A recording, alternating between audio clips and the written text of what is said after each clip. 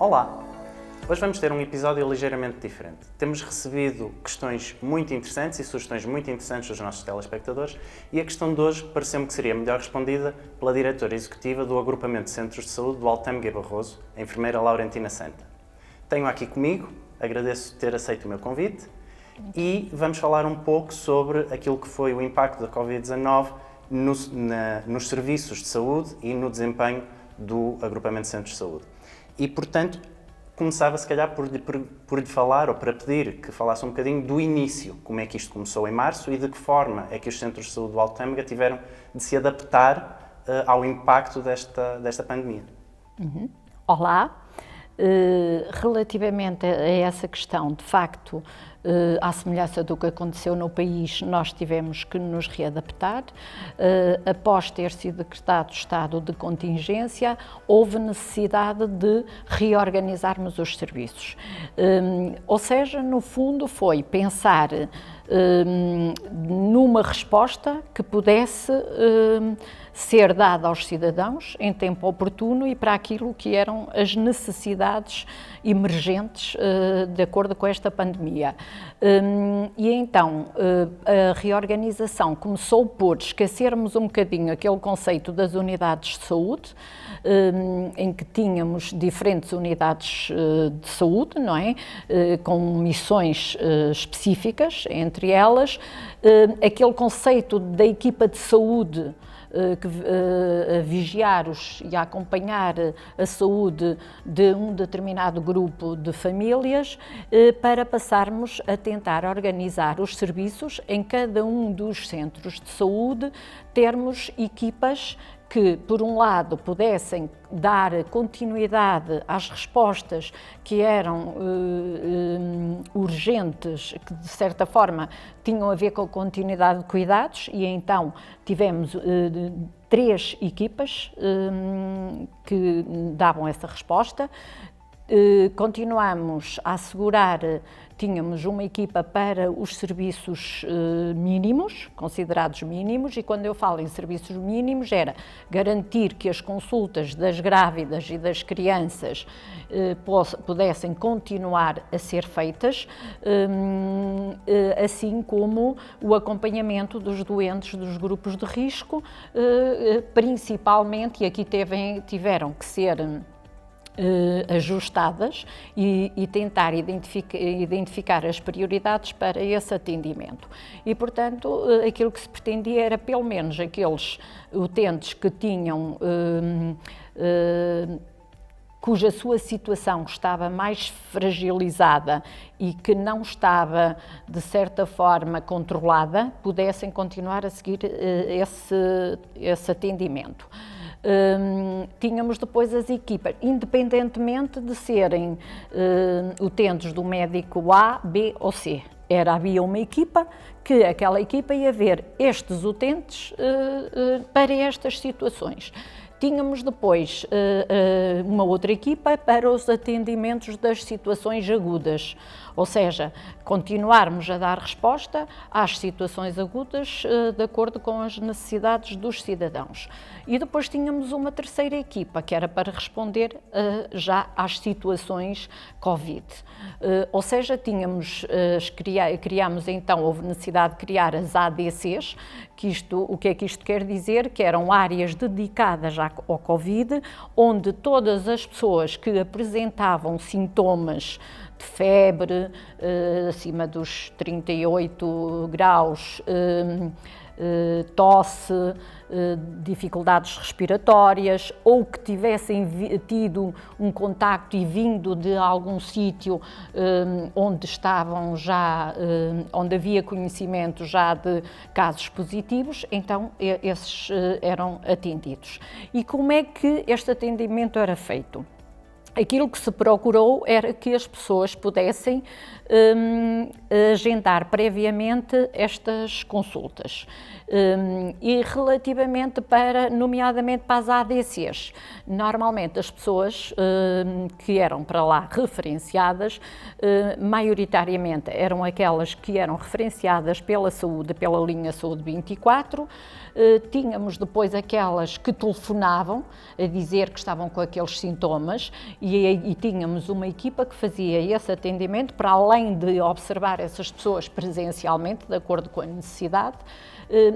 atendiam também por telefone e muitas das vezes faziam, no fundo, um atendimento qualificado no sentido de ver se de facto havia necessidade daquela pessoa ser vista presencialmente, quer na ADC, a nível de cada um dos centros de saúde, ou se teria que ser, por exemplo, a situação, já não havia necessidade de ir à ADC do centro de saúde, mas sim ao hospital, e referenciar para o hospital. Muitas outras situações foram resolvidas por via telefone. Pelo telefone, eles próprios iam vendo e acompanhando e, portanto, e davam logo ali a solução, faziam a prescrição e depois todas estas pessoas que eram atendidas, quer por telefone, quer por presencial, era feito o registro num aplicativo, que era o Sinava, que era uma notificação de que aquele caso, havia um caso suspeito, e era feito o acompanhamento dessas pessoas. Todos os dias eles recebiam um telefonema da equipa de saúde, nomeadamente era o médico, que ligava para estas pessoas para saber qual era a sua situação de saúde. Se tinha piorado, se entretanto tinham aliviado os sintomas, se havia necessidade de o reencaminhar, por exemplo, para o hospital, ou se teria necessidade de ser visto presencial. E, portanto, estas eram as três, e durante o estado de contingência,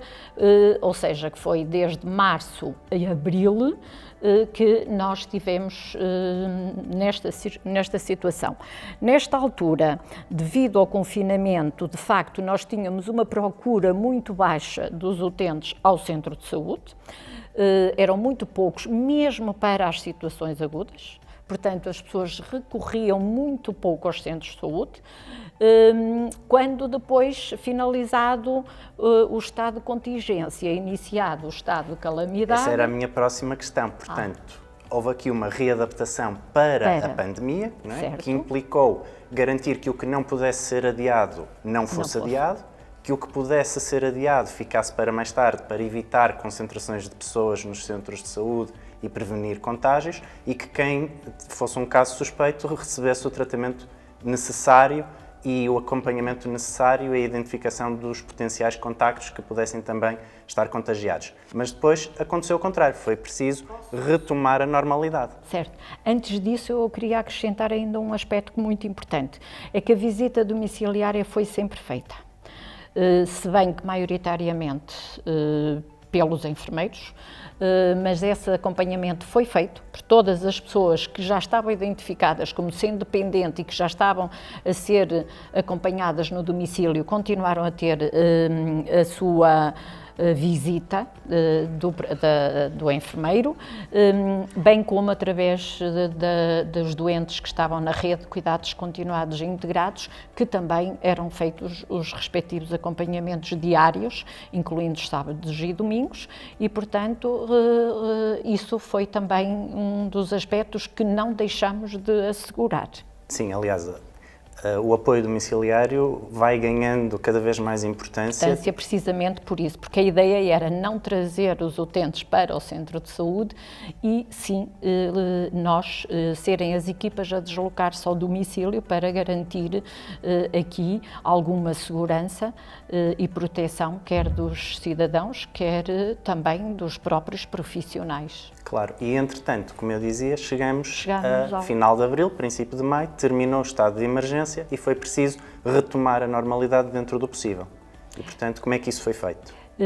Nesta retoma, nós identificamos 4 fases e essa retoma pretendia ser feita de forma faseada e gradual, por daí as 4 fases. Sendo que a 4ª fase não sabemos quando é que vai ser,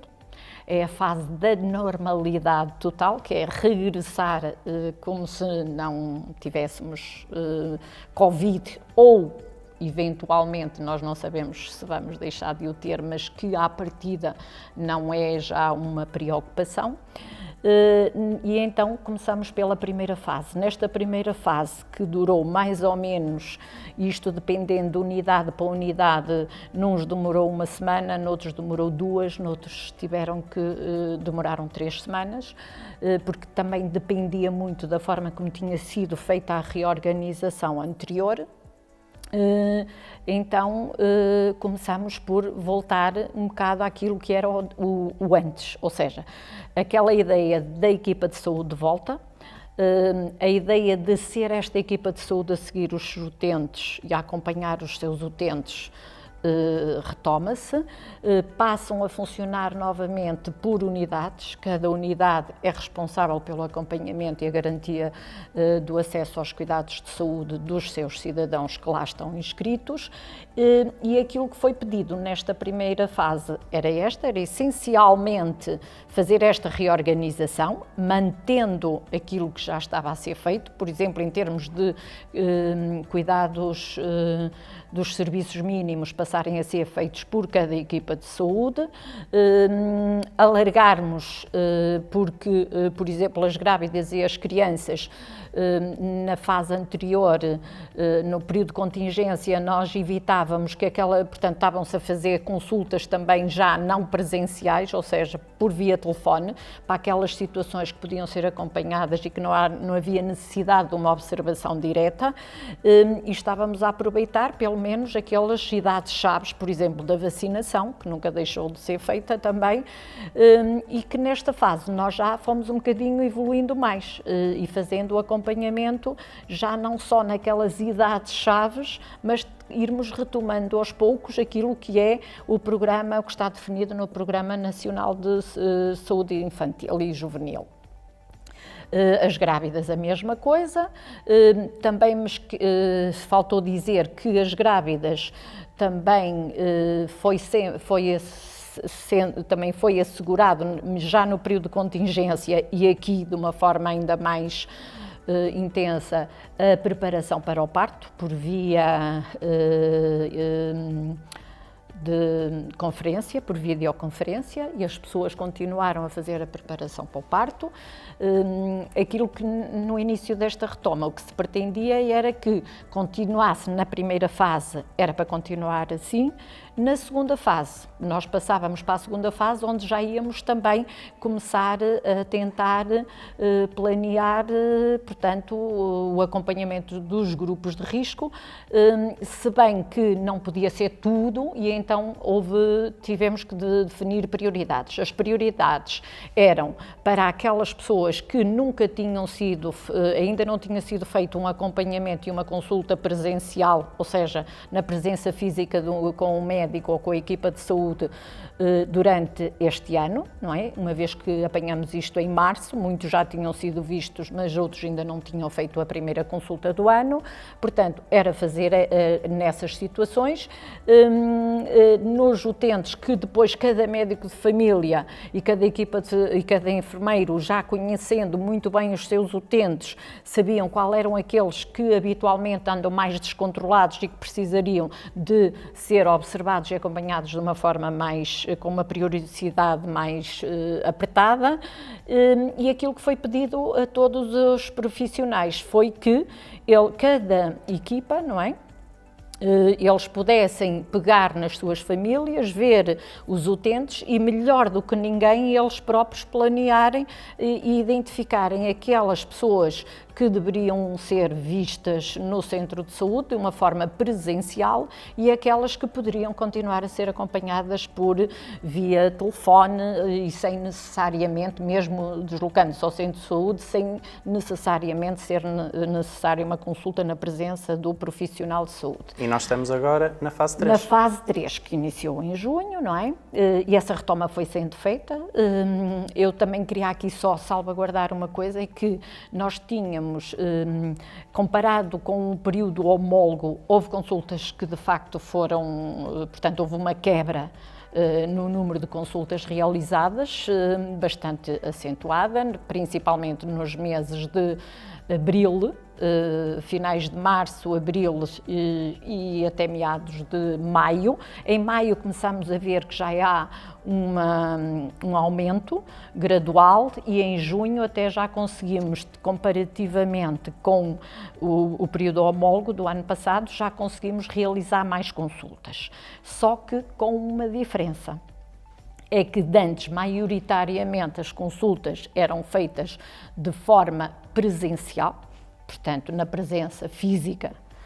do utente com o seu médico ou o seu enfermeiro,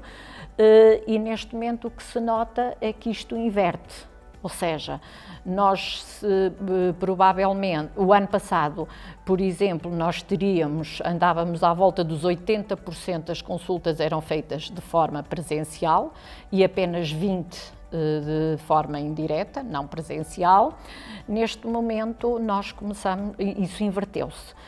E, por exemplo, isso verificou-se que nós chegamos a ter 80% de consultas não presenciais, portanto, ou seja, sem contacto direto, nos meses de abril e inícios de maio. Em maio já começamos a descer para 70 e tal %, mas mesmo assim ainda estamos no mês de junho com 68%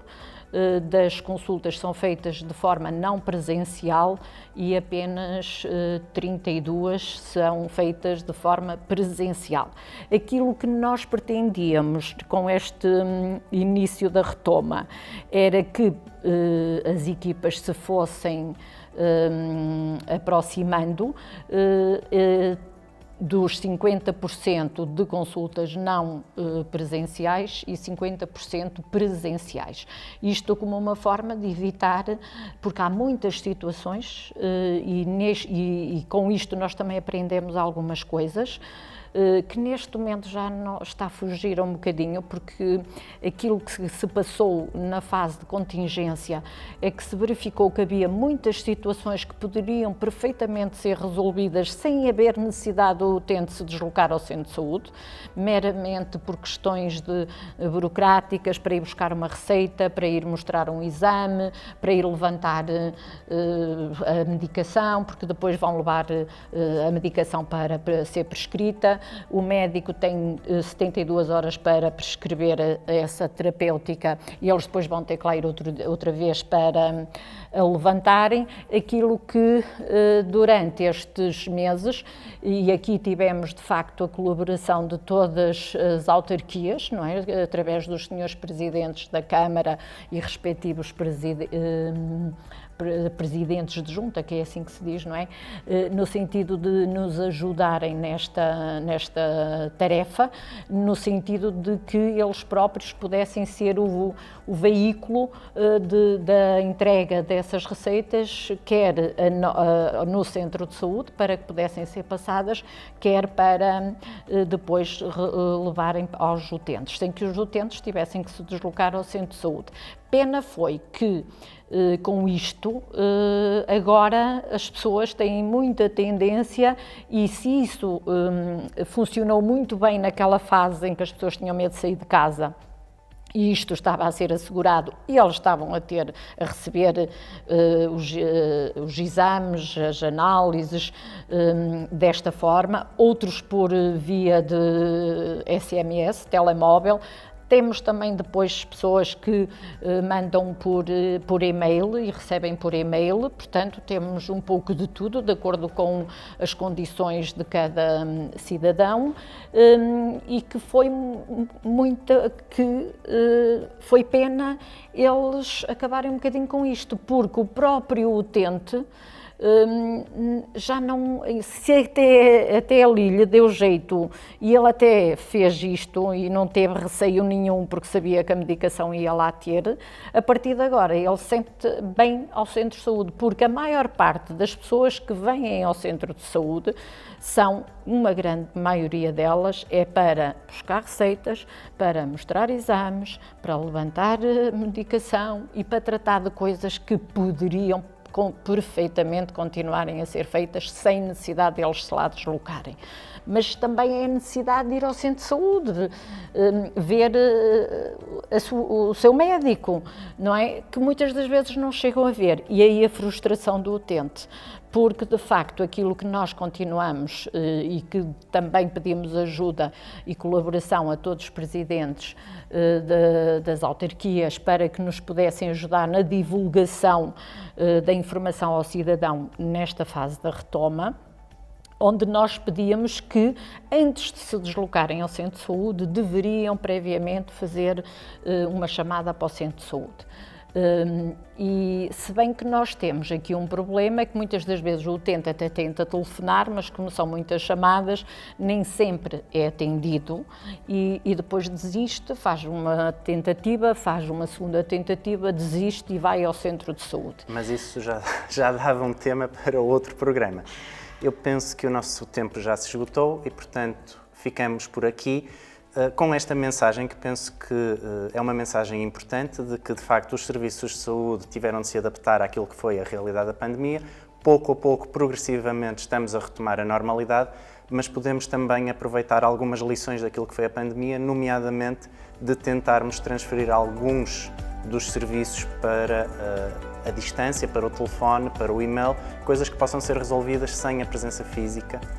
das pessoas, porque aumenta a comodidade dos utentes. E com isto me despeço, até à próxima semana.